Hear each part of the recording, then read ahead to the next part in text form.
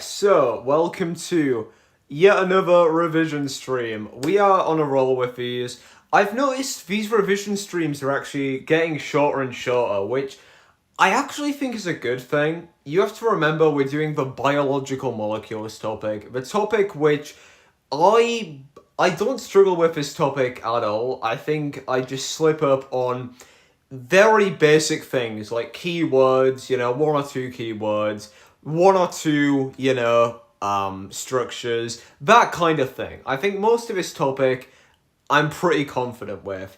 When we get to revising things like, the genetic topic, the ecology topic, that's when these streams are going to start getting longer because that's content which either A, I haven't learned, or B, haven't revised. Our teacher has not been in for the last week, so I have not learned a single thing about ecology. I'm praying for I'm praying for the exams next year to not be ecology focused, because otherwise I'm kind of fucked. But anyways, let's get on with what we're doing today, which is on proteins and enzymes, which I remember a year ago, probably around this time, we had an exam on proteins and enzymes, and it was a horrible exam. Most people didn't get above 40% for it. And I did a massive revision stream just hours before it, and I still got quite a low grade. The reason why is because with the whole biological molecules topic, they love to ask you incredibly vague questions, and they also love to give you data-related questions, things like graphs, interpreting results. So, it doesn't matter how good you are at remembering this information, you have to also know how to put it into exam terms, which is hopefully what I'll be doing in a bit. We'll go through some exam questions, things like that. So, the structure of an amino acid is the primary structure. Primary structure of a protein is a sequence of amino acids. Now, this topic very much links into the genetic topic quite a bit as well. Because a gene is a base sequence of amino acids that codes for a specific... No, hold on. A sequence of... Is it? It's not amino acids. I'm completely wrong there. A base sequence of... Hold on, what is a gene? A sequence of... It's a sequence of nucleotides that codes for a specific polypeptide and functional RNA. I forgot what a gene is. That's mad. I'll look at that one in a bit. But anyways, primary structure, we have amino acids here. Each amino acid we can kind of blow up into this, which I'm going to try and remember what it is, but I could be wrong. Believe it's... Is it another C and an OH and an O? Okay. I believe this is the structure of an amino acid, just off the top of my head. Carbon, carboxyl group, amine group, variable R group. Variable R group means it's different for every amino acid. The things that are fixed are these: the amine group and the carboxyl group. Now, the carboxyl group, the amine group. This is what I was on about the other day when I was on about a good hydrolysis and condensation example. Look at this. Hydrogen here, hydroxyl here. So, if we wanted two amino acids to bond, condensation reaction involves the removal or splitting of the removal of a water molecule in order for them to bond. So that's why you kind of can remember the sequence of this just by looking at water. Hydrogen there, OH there. So that's a good example of how you would remember hydrolysis quite well. Because obviously if we have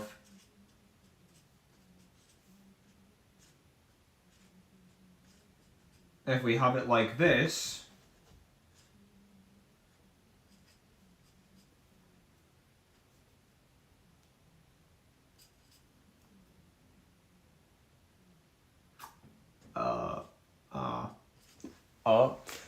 then you can see HOH bonds into H2O.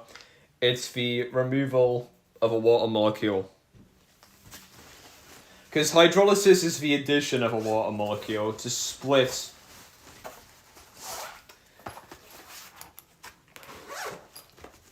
Just gonna quickly grab out my laptop, because I realise as we're doing these, I'm not consolidating what I've learned, or what I'm saying. So it would be helpful if I had a laptop here to quickly re-inform myself.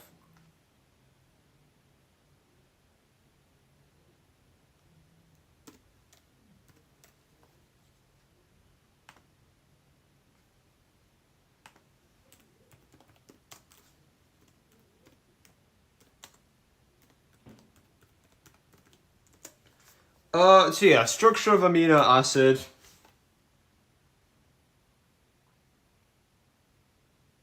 Yeah, I was right. Okay. Can we get a structure of a bonded amino acid? That might be helpful.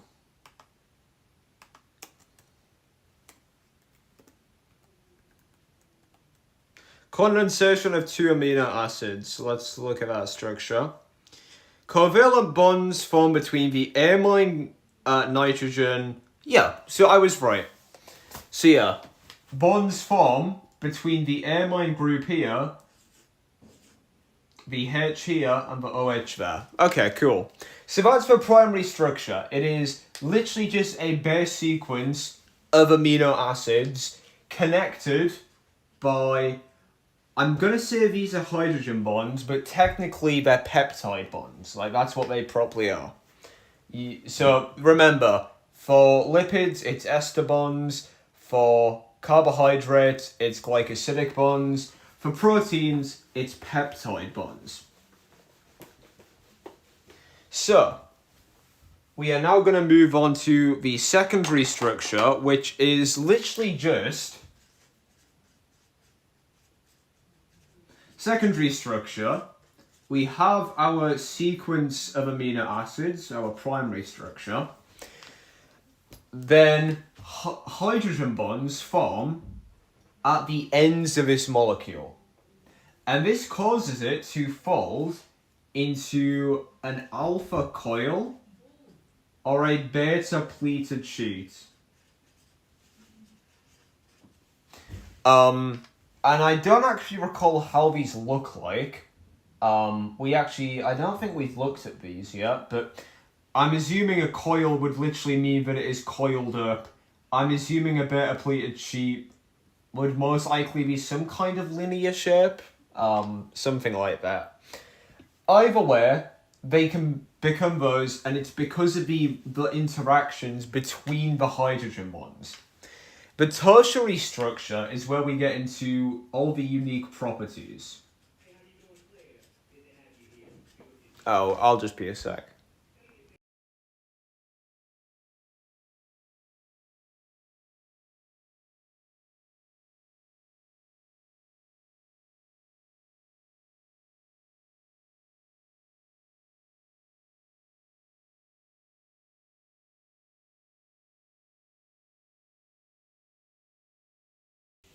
Okay, my bad. Where was I? Okay, tertiary structure.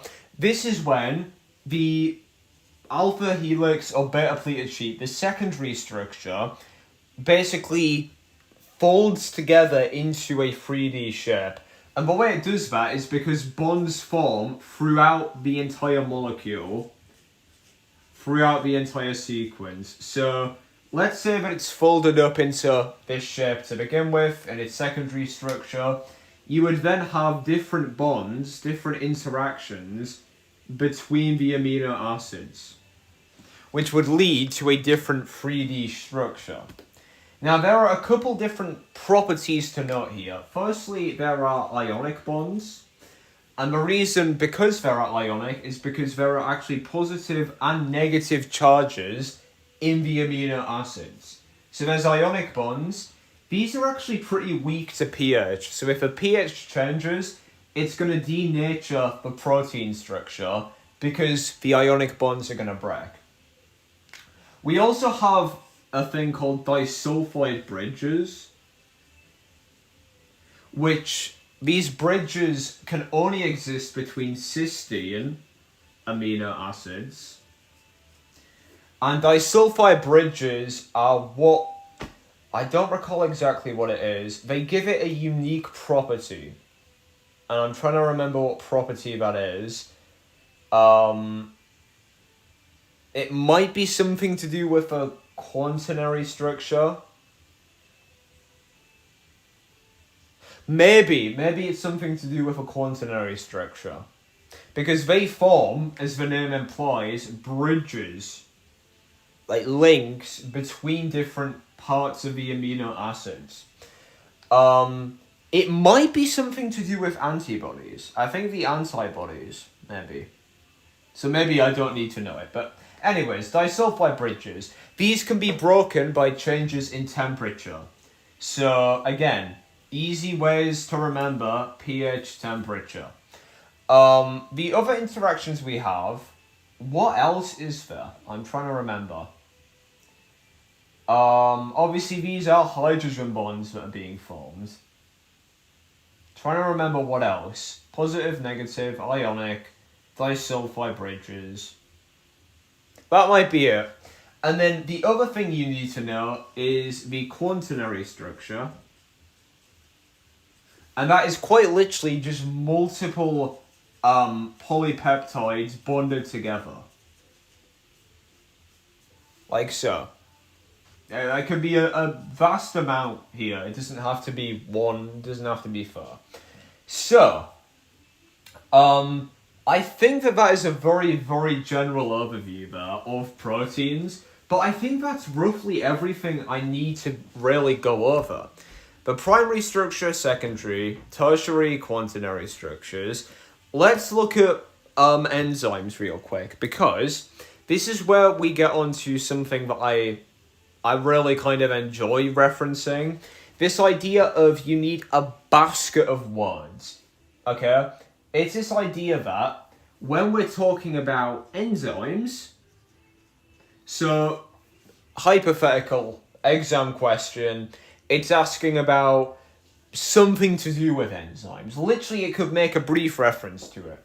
You need to immediately be thinking of the following keywords. Maybe there's 6. Firstly, complementary is an incredibly good word. You need to use that as much as possible when referring to enzymes, or at least the inhibition of enzymes requires a complementary structure being altered. Actual enzyme action, complementary. Talking about the rate of enzyme activity, complementary. Denature is one you should probably already know from GCSE. Denature. We'll look at the factors of this quickly.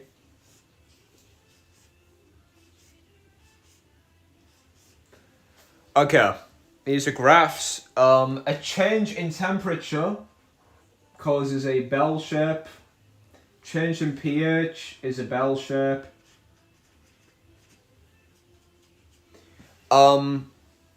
If you increase the amount of substrates or the amount of enzymes, eventually the graph is going to plateau out because the other one is the limiting factor. Okay?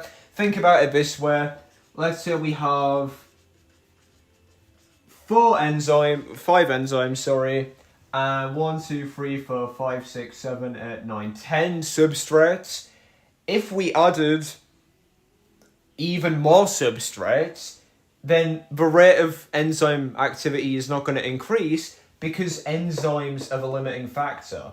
If we increase this amount, then it would become the limiting factor until it wasn't. So it's this idea that either the graph plateaus because it's an optimum temperature, or the graph plateaus because there's a limiting factor.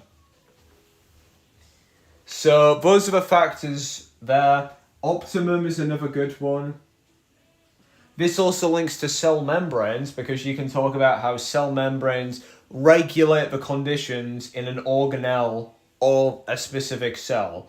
So there'll be some specific cells or organelles that require specific temperatures, pH values. That's why there are multiple membranes in cells to regulate those conditions, optimum conditions. What else? ES complex is a good one. If you do not ram this word down the examiner's throat, you're doing something wrong. This is usually worth a mark in an exam, just referencing this. It's this idea that when we have an enzyme... Oh, an active site, that's another one. The substrate will bind to the active site. Now, I remember reading this somewhere, but I don't know whether it's referenced in any exam, so I could be wrong. Bonds are broken. That is what causes the actual enzyme substrate. The words. Activation energy. Okay, an enzyme's purpose is to catalyze reactions. That's another one. Catalyze reactions by decreasing the activation energy needed for a chemical reaction or a metabolic reaction. So, the way to lower this activation energy is to break bonds. Bend bonds. That's what I remember. So yeah, complementary, active site, catalyze, denature, optimum, enzyme substrate complex. Have we talked about anything else? Inhibitors. Non-competitive, competitive. Competitive enzymes are real pricks. Competitive inhibitors. What they do, we have our enzyme here. Competitive inhibitors will literally just bind right to the active site, which prevents any more ES complexes from forming, thus reducing the rate of enzyme activity because this enzyme can no longer, as I just said. Meanwhile, non-competitive will bind to a different site. I think it's called the inhibition site of an enzyme. They will bind to this other site, which causes a slight change in the tertiary structure of that enzyme, making it so it is no longer complementary, making it so the active site is no longer complementary to the substrate. Boom. That is, I think, proteins and enzymes completely covered in under 20 minutes. So, what I'm going to do now, let us go consolidate that by doing the quizzes. And then we will crack on with some exam questions. Couple things while this website's loading. The Bayou Ray test, just remember purple is a positive result if there's a protein present. All you do is add a few drops of a Bayou Ray solution and it will go purple.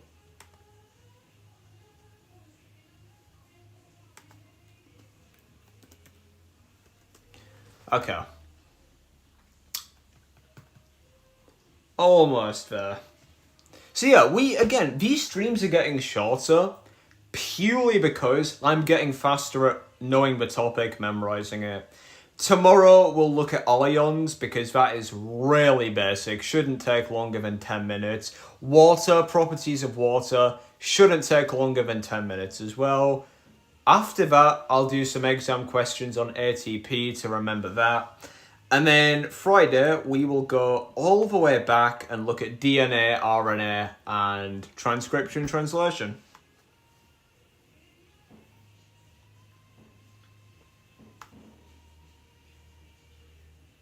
I'll just be a sec actually while this is loading.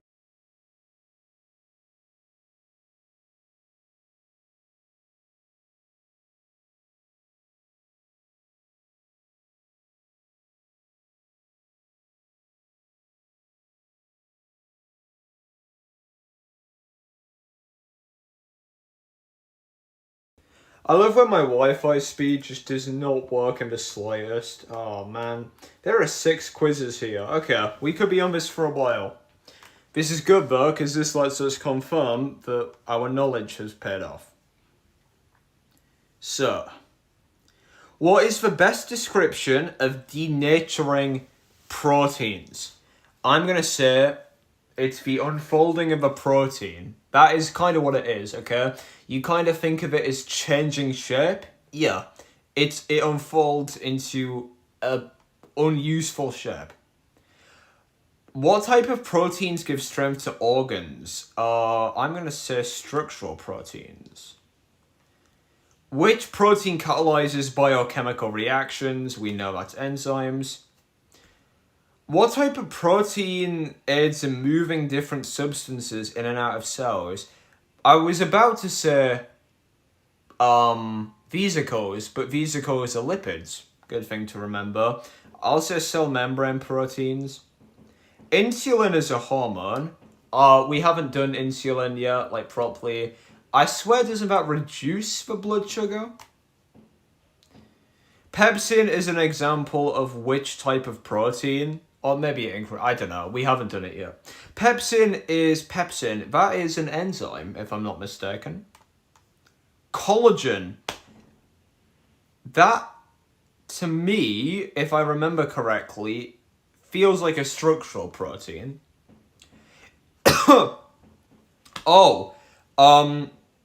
The role of hemoglobin. We know it obviously binds to oxygen. I could ramble about hemoglobin for ages. It's a fun topic. The role of actin. I don't recall what actin is. I think it's muscle contraction. Or blood sugar. Oh. Muscle contraction. Blood sugar's insulin. Role of myosin. I've never heard of this before. Can't be oxygen. Can't be blood sugar. I'll go with muscle contraction. Pepsin breaks down... Yes, pepsin is an enzyme that breaks proteins into polypeptides. Collagen gives structural strength. What proteins serve several ones? Globular proteins or fibrous proteins? I'll go with fibrous. Because I know hemoglobin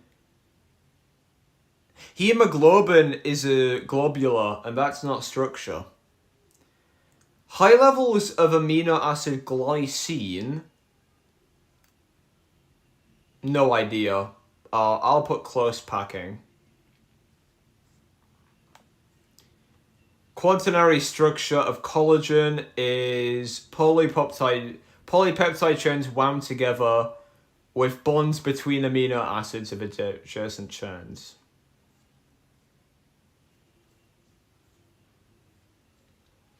Which of the following best explains the strength of collagen fibers? Bonds occur between amino acids. The strength of fibers. No idea. We have not done collagen. Collagen tendons connect, I'll say, muscles to muscles. No idea. Again, we have not done collagen. We've not done insulin. This is pure guesswork. 80%. Okay. Most of that was guesswork, so I'm not gonna take that happily. Well, let's actually move on to something we know. What monomers are proteins made from? That is amino acids. What is the name of COOH? That is a carboxyl. NH2 is the amine group. R group is the variable group.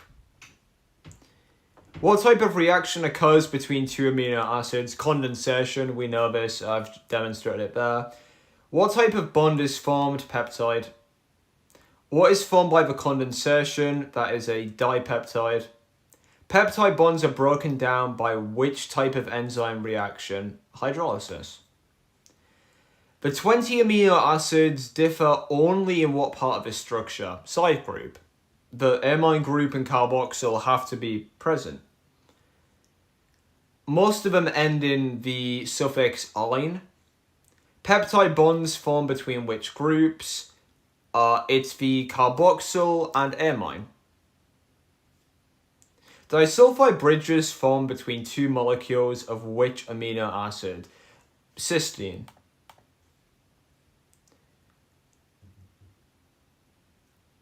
Statement correctly describes disulfide bridges. Is it a covalent or ionic bond? I'll go with covalent, because I know it's not glycosidic. Disulfide bridges bind together different parts of a polypeptide chain. Peptide bonds form between which ones? We've done. Which statement correctly describes the role of hydrogen bonds? It determines the secondary structure, no? It bonds together with different parts of a chain. Ionic bonds help stabilize which structure of proteins? Tertiary. Arrangement of protein subunits. Well, that could be anything. The arrangement of amino acids leads to which structure? All of them? Peptide bonds are formed by which one? Condensation. Okay, let's see how we did. Could have slipped up there on one or two questions. 84%, that's better than the average. Hydrogen bonds bond different parts of a polypeptide chain. Ionic bonds stabilize the tertiary structure. Did I put that? Did it misremember? The arrangement of proteins leads to which structure? Okay, well that could have been anything. That was such a vague question. Biurea test for proteins. Do I even need to do this one? What test is used for proteins? Biurea. It's used to detect proteins. It leads to peptide bonds. Purple. First test involves adding an equal amount of... Oh, I don't know. What is a biurea? Sodium hydroxide? Sodium hydroxide is a alkaline. So surely that would be the one, right? If it would denature the enzyme. Adds a few drops of... I don't need to do this, bro. We have not done that. Enzyme action. Let's do this one. Okay. What of the following is the best description of enzymes? They decrease the activation energy needed of a metabolic reaction.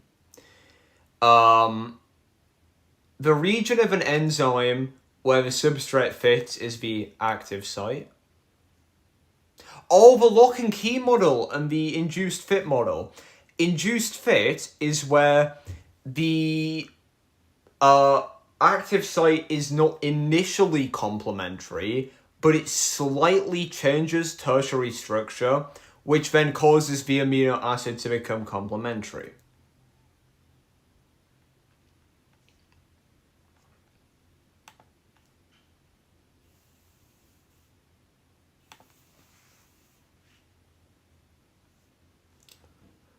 What happens to a rate of reaction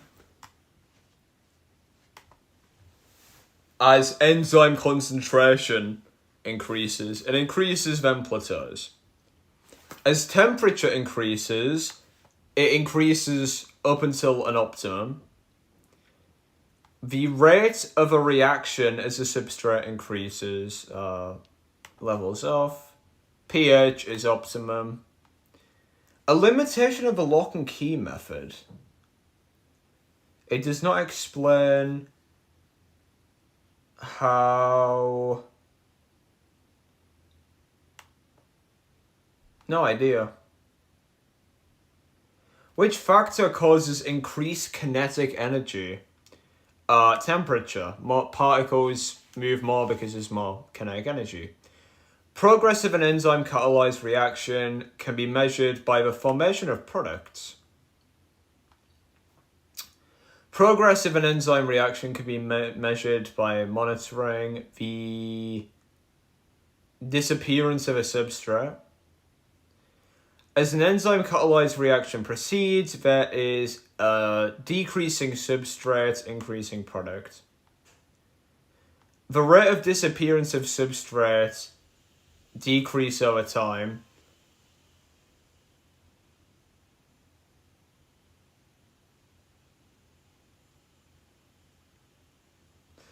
Because there's a lower concentration of the substrate, so interactions between the substrate and enzyme become less frequent. Why does the rate of appearance of product decrease over time? Rate of appearance of product decrease because product levels are increased. Yeah. How can a change in the rate of reaction be determined from a graph? Tangent line, which is change in y over change in x, I believe. What effect does a rise in temperature have on molecules in a closed system? It increases their potential energy. Sorry, increases their kinetic energy.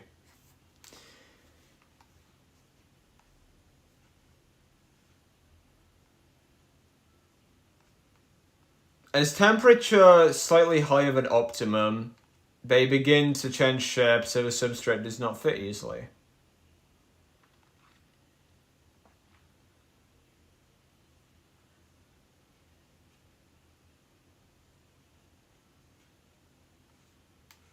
Denaturing is a permanent change that prevents the enzyme from functioning again.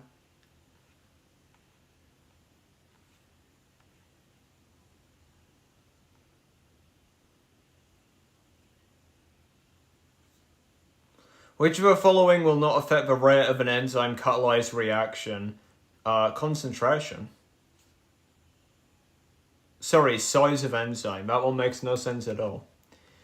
At pH slightly higher or lower than optimum, what happens to an enzyme's active site?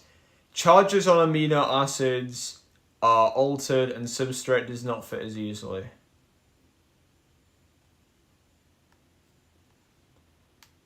What is the appropriate term to describe the effect of a extreme pH? Denature.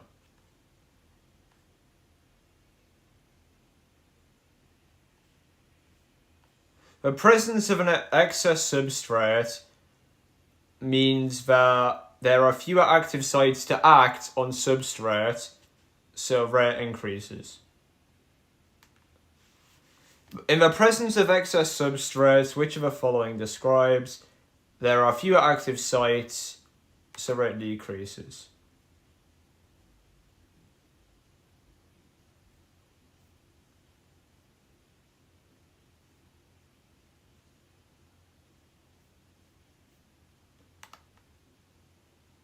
Okay. Oh, there's more questions. Okay, I don't need to do these. Let's go on Physics Math Tutor and go do some questions related to proteins. Okay, because this'll actually be useful. Okay.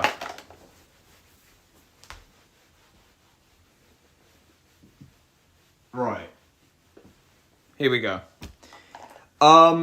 Okay, the diagram shows the primary structure of part of a polypeptide. Each shape represents an amino acid. Identical amino acids have the same shape.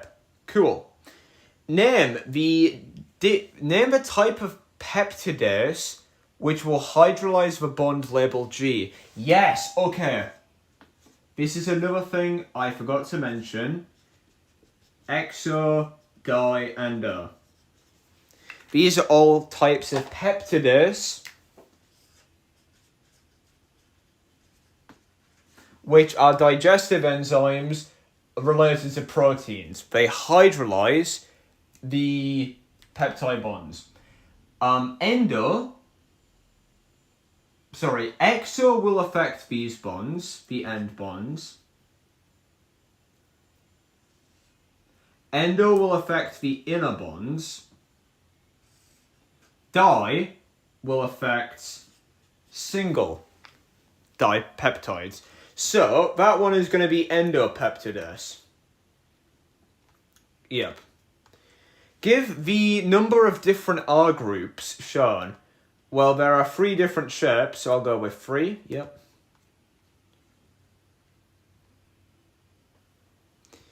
A scientist used an enzyme to digest a polypeptide containing 101 amino acids. The digestion produced a range of smaller polypeptides. Scientists determined the number of amino acids in each of the polypeptides produced.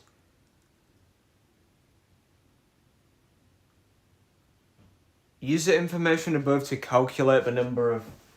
Okay, hold on. I remember this question being one that we stumped over. This was a very difficult one. 5, 6, 15, 20. And the numbers are 2 and 3. And I don't remember, really.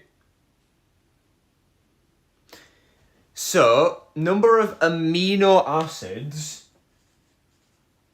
in the polypeptide and total number. So I think if we had a third column, that's 10 out of 101. That's 45 out of 101. So in total, that's 55 out of 101. I think we just need to scale this up, maybe. So if we do 20 and 6, 12 and 40, if we add 46 to this, we get 101. So that is going to be 2. That is going to be 2, I think.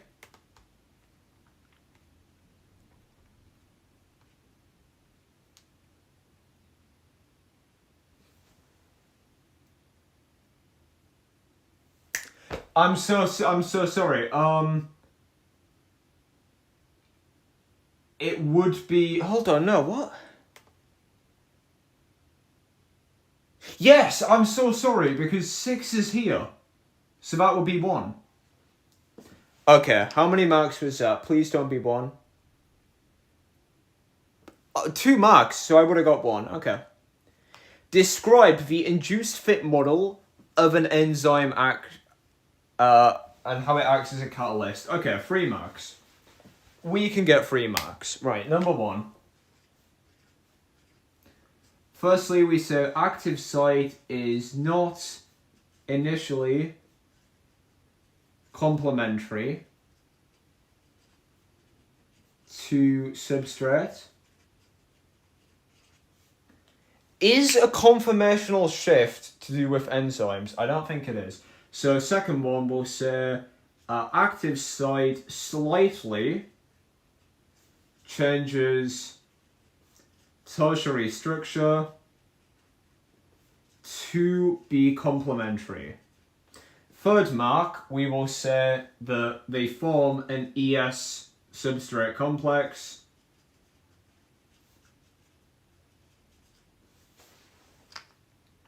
And how an enzyme acts as a catalyst. Activation energy reduced.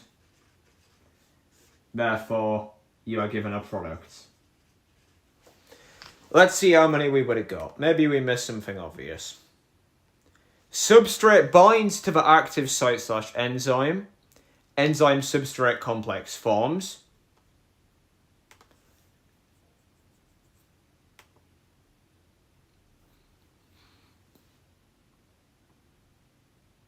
Huh. Okay, reduced activation energy is a mark. ES form, 1 mark. Changes shape slightly, 1 mark. But we didn't get it right. We would have got no marks for that, technically. Because, actually, the substrate will bind. So the substrate binds. The substrate will still bind with it, even if it's not complementary. Active site changes shape slightly, so you don't mention tertiary structure. You just say active site changes shape to be complementary to substrate, and then the activation energy reduced. So, actually, if I had just put this first, I would have gotten all 3 marks.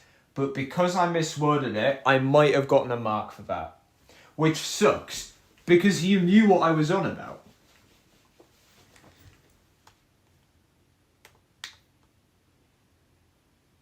Scientists investigated the action of... I've just looked at the mark scheme, so I've just cheated.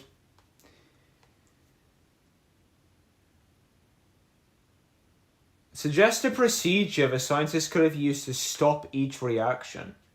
They're looking at the concentration of PI on enzyme activity. Couldn't you just add increased pH, which would cause denaturing of enzymes? Yes, but you would have had to mention an acid or alkali. Okay, good little exam tip there. If you're wanting to say increase pH, say add strong alkali. Denatures the enzyme, yeah. Explain the change in ATP concentration with increasing PI concentration. So as the concentration of PI increases, so too will the concentration of the product increase. The graph will plateau out because eventually there are too many substrates, not enough enzymes, so the graph will plateau out. So yeah, increasing means that more complexes are being formed, but all active sites will be occupied. Okay, so I would have got no marks there. I did not mention ES complexes, which I silly forgot to do. All active sites are occupied when the graph plateaus out. Or you could have said enzyme concentration is the limiting factor. So either or. You could have easily said by increasing the substrate concentration, more ES complexes are formed, which means more product being formed. But after the enzyme concentration becomes a limiting factor, all active sites are occupied. Okay. So that's another good bit of terminology there. Active sites being occupied.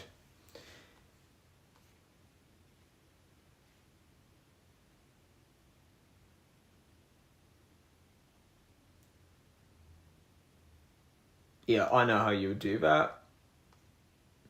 A competitive inhibitor decreases the rate of an enzyme control reaction. Explain how. How many marks is this? 3? 3, okay. So we're going to say the inhibitor is complementary to the active site, or the active site is complementary to the shape of the inhibitor. Inhibitor will bind, form, but does not form an ES complex. It occupies active site so that no more ES complexes can form. So, okay, you can say it's complementary to the active site, but you should say it's a similar shape. It fits or binds to the active site, and it prevents an enzyme substrate complex forming. Or prevents enzyme substrate complexes forming. So I did not need to say this bit about it does not form. I just needed to say that it binds. Cool. I over-explained it and lost marks. Good. When bread becomes stale, the structure of some starch is changed. Scientists have suggested regurgitated starch is a competitive inhibitor. So how eating stale bread could reduce weight gain. Okay. So what you would say here is by consuming stale bread, the retrograded starch, the inhibitor, enters the small intestine. Therefore, when you then have a product containing quantities of starch, the amylase enzymes will be occupied no complexes can form, which means there will be no sugar, no product of glucose. I don't know how you would word it, but I know what it's wanting me to say. Less hydrolysis of starch, 2 maltose, so less absorption of glucose. I would have got no marks there, even though I knew what I was on about. Yes, that makes sense. Less hydrolysis of starch. I did say something about starch being broken down. So there's less absorption. Okay. Describe how the structure of a protein depends on the amino acids it contains. This is a really bad question. I always get no marks on this one, despite me knowing everything about this topic. I know everything about this topic, and I get no marks because they're really pretentious with how they want you to word it. How the structure of a protein depends on the amino acids it contains. I'm pretty sure for this one, you have to just start from the bottom and work up. So a quaternary structure, obviously, is determined by the overall polypeptide. Base sequence of amino acids will affect... Okay, let's just look at the mark scheme, because I can't word this. So yeah, structure is determined by amino acid interactions. The primary structure is a sequence of amino acids. Secondary structure is formed by hydrogen bonding between the amino acids. Tertiary structure is formed by interactions between the R groups. Yeah. So I would have gotten marks if I just worded it. So the structure is determined, number one, by the position, the primary structure, secondary structure, and tertiary structure. The primary structure is determined by the sequence of amino acids. Secondary structure is because of hydrogen bonds interacting with the sequence of amino acids. The tertiary structure is interactions between the R group. So you could get 3 marks there just for describing what a primary, secondary, and tertiary are. That's pretty good. Well, just like that, I'm probably heading off for the night because I'm a bit tired. I think we are pretty much solid on this topic. I know exam question wise, the thing about exam questions is when I am doing my streams, I'm obviously wanting to get through as many as possible, right? I'm wanting to get through as many exam questions. I'm talking, I'm writing on the whiteboard, I'm paying attention to the chat. I'm not sat down, I'm not comfy. In an exam, I know for a fact that I will take a lot more care reading the question. It's not on a screen, it's on paper. I'll be underlining words, adding thoughts. I will be paying attention to how I write to maximize the details that I put in there.